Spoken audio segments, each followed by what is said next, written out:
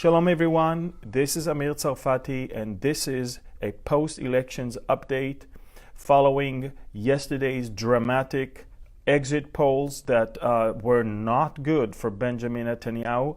Well, so far things are almost the same. After 90% of the votes, it seems like both the party of Benjamin Netanyahu and of his rival Benny Gantz received the exact same number of seats, 32 seats. Last elections, few months ago, both of them received 35 each. So the big parties weaken their strength. They are no longer as big as they used to be, and smaller parties have gotten a bit bigger this time. But what we can clearly see from the results so far is that the right wing in Israel is 56, the left wing and the Arab parties are 55, and Avigdor Lieberman has 9 seats, and of course he is the person who will be required to form a government by both sides. One thing is for sure, Netanyahu has bigger chances to get Lieberman with him than Benny Gantz, simply because Gantz requires the Arab parties, who are by far, there's a wide consensus in the Israeli society that they are non-Zionist and they're not exactly on our side as a Jewish state. They are actually more collaborating with the Palestinian cause. So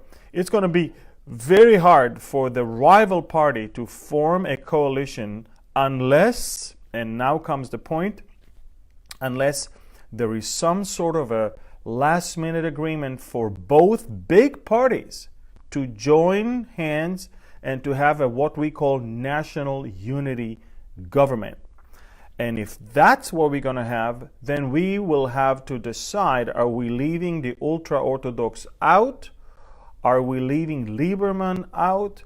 Who is staying out? Because both of them right now, with 32 each, will be able to form together a 64 seats government that will be able to last. Now, the biggest problem of these elections is that the rival party has absolutely no platform besides everything but Netanyahu. And so the question now is, who is going to lead that government and who is going to be that prime minister of this national unity government?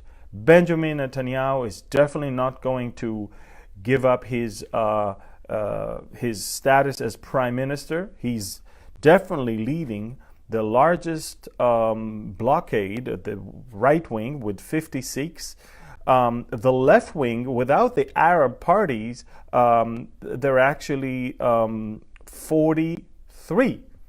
And if you add Lieberman to it, still, without the Arabs, they will never be able to pass the right wing. So there's definitely, amongst the Zionist, Jewish Israelis, a majority that supports Benjamin Netanyahu as the Prime Minister of Israel. The question is now, what will the President of Israel decide, and who will he give the mandate to form a government to? Just so you know, it's not an imaginary scenario that a third round of elections will be forced on the Israelis. We've never had it before, by the way. We've never been so divided. Unfortunately, though, when Netanyahu comes with a great platform of continuing making Israel great, the other party is not exactly with a sustained and reliable platform besides, we will just do things better. And as long as Netanyahu is out, everything will be great. Well, that's what we have right now. So, ladies and gentlemen, 56 seats for the right, 43 seats for the left, 12 for the Arab parties, and 9 for Avigdor Lieberman.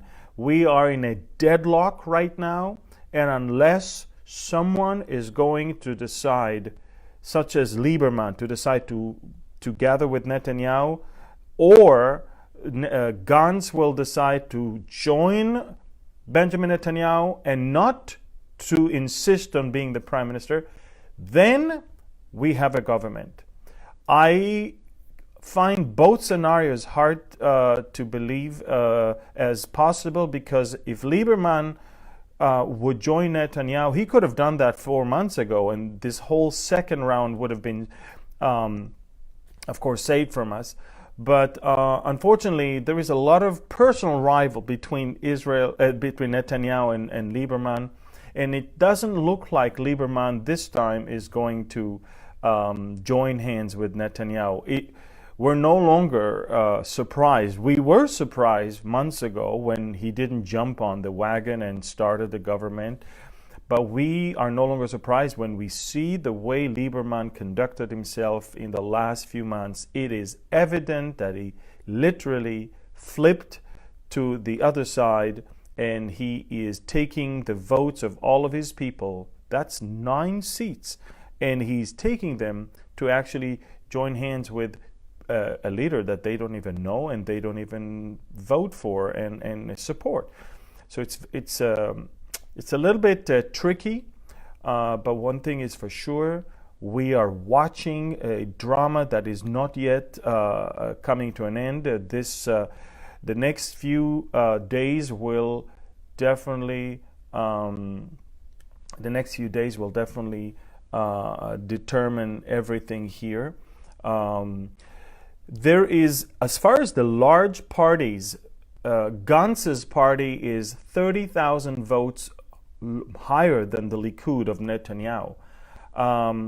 And even there, although they have the same number of seats, because there's a certain number of votes for a seat. So right now they are equal with 32. But if we will, all it takes is the votes of the soldiers and the votes of some of the diplomats and people that voted earlier and that haven't been counted yet. All it takes is for that to flip, and then Netanyahu's party will be the largest, the right wing will be the largest, and of course that will make the life of the president of Israel much easier when he needs to decide who he's going to give the mandate to form the government to. So I unfortunately don't have, look, throughout the night, things got worse for Netanyahu, and towards the morning, things got better. As more and more votes were counted, it seems like there was a comeback. Netanyahu was actually behind 2 seats. There was 33 and 31, and now it is 32 and 32, which is good, because when these 2 parties have the same number of seats and the right blockade is actually bigger, the right wing is bigger than the left, that might be easier for the president to put on Netanyahu the task of forming a government. However, even if the president of Israel is giving Netanyahu the task to form a government, Netanyahu does not have 61 people to recommend him as prime minister at this moment. So at the moment, we need a miracle for some people to defect and move to Netanyahu's camp, or for Gantz to decide that he's willing not to be prime minister, or for Lieberman to get back to his senses, get back to his home base, and join hands with Netanyahu. I guess that's the most likely scenario. If he will get everything he wants, it might work this time, and we won't have to go to another round of elections in Israel. So again, we are watching the drama continues. One more thing, folks.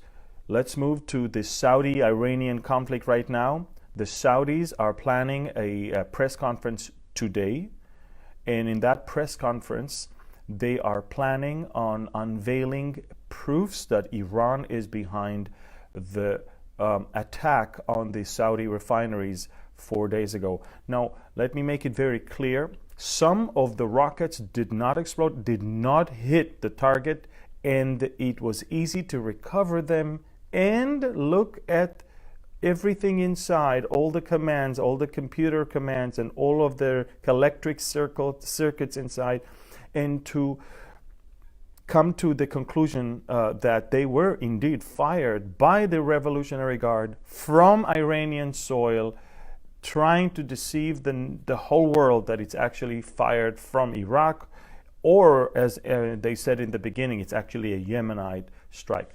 So we're watching two different dramas unfolding in the same exact time. In Israel, everybody is waiting to see who the next prime minister is going to be. It is still unclear. And in the Saudi area with Iran, tonight we are expecting a press conference that will unveil the proofs that Iran not only is behind the attack, but it is actually an attack from Iranian soil.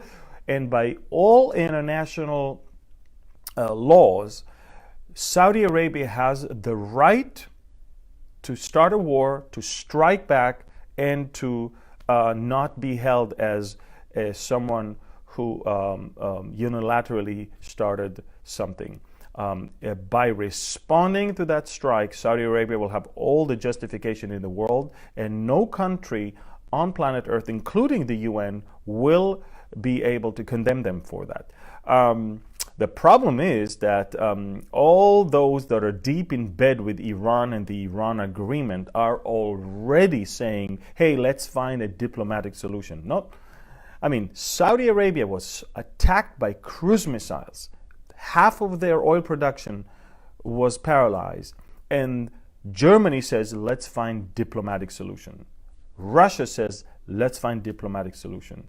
Turkey says, let's find diplomatic solution. It's interesting how those countries are protecting Iran's interests rather than justice and the truth. And that is why we can never trust them. Never, ever, ever, ever trust them when it comes to the Iranian nuclear schemes. Iran, under the nose of the International Atomic Energy Agency, under the nose of all the superpowers, was operating secret sites for the production of uranium. Iran never ceased for a second to produce uranium, weapon-graded uranium, and we've proved that. Traces of uranium were found in places where we said, hey, they are doing those things, where they say it's a carpet cleaning factory, which is baloney. You don't need uranium to clean carpets. So my point is, folks, Iran is deceiving the world. Israel is blowing the whistles. Now Saudi Arabia is going to blow the whistle. America cannot stay indifferent, although I believe America will not strike itself. It might allow Saudi Arabia to do something limited or some sort of, maybe cause more financial stress on the Iranians somehow. I'm not even sure if there are any more sanctions possible. But one thing is for sure, it is the same Iranians, the same intention, the same mullahs, the same ayatollahs, and the same intentions. And why are we surprised? We know that they are not going to change. They're not going to turn into angels. And we know that eventually they will physically come against Israel as well. So we're watching interesting things happening in Saudi Arabia, between them and Iran. But at the same time, the political deadlock in Israel continues. We do not have decisive results that will determine who the prime minister is and when will the government be formed. We're going to wait for many, many days. First of all, the first thing we need to wait for is who will the president of Israel give the mandate to form a government, because that person has to sit and start negotiate with all the parties. If Netanyahu will be given the mandate, then it will probably be easier because he has more people that are going to recommend him as the prime minister. The president of Israel is now expected to receive leaders of all the different parties and ask them who do they recommend as prime minister. After he hears all of them, then officially he will give the mandate to the right person to form a government. That person has few weeks to negotiate and bring a government to the approval of the Israeli parliament. That's where Netanyahu failed last time. He was recommended by enough people. He did receive the mandate and sit and start negotiate, but then he realized Victor Lieberman is not going to be part of my government, thus I do not have the majority. So are we going to see the same thing again? I hope not, but I rather see that over Benny Gantz becoming the person to form a government. I really, really hope that Israel is not going to commit a suicide by voting for or by having a prime minister that is completely leaning on the votes of those who are absolutely are not in agreement with Israel as a country, as a state, and as it's a home for the Jewish people.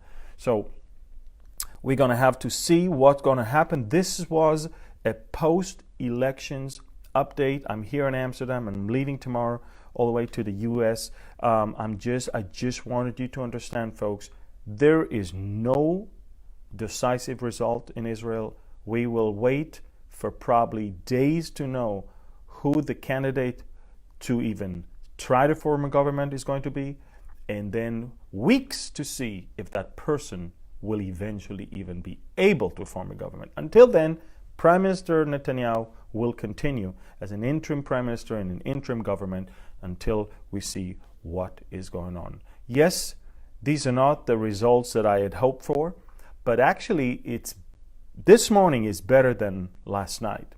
If last night the other party had more seats and the left was actually bigger than the right, we woke up this morning to a tie of 32 on both parties and to the right wing having a majority. So things look better this morning, but still not good enough to already know who the prime minister is going to be and have a government formed by him. Thank you for watching this post-elections update. Keep watching what I'm about to share, because there are dramatic developments in Saudi Arabia and Iran, and it might involve America and Russia, and we might see a regional war over there. But at the same time, in Israel, the acting prime minister right now is still Benjamin Netanyahu. His fight against Iran, against Iranian entrenchment, against the terrorists in Gaza is still on, and I sure hope Israel is not going for a third round of elections. Thank you. God bless you. Shalom from Amsterdam. And I hope to give you better news and a clearer picture on my next update. Thank you. God bless you. And shalom from Amsterdam.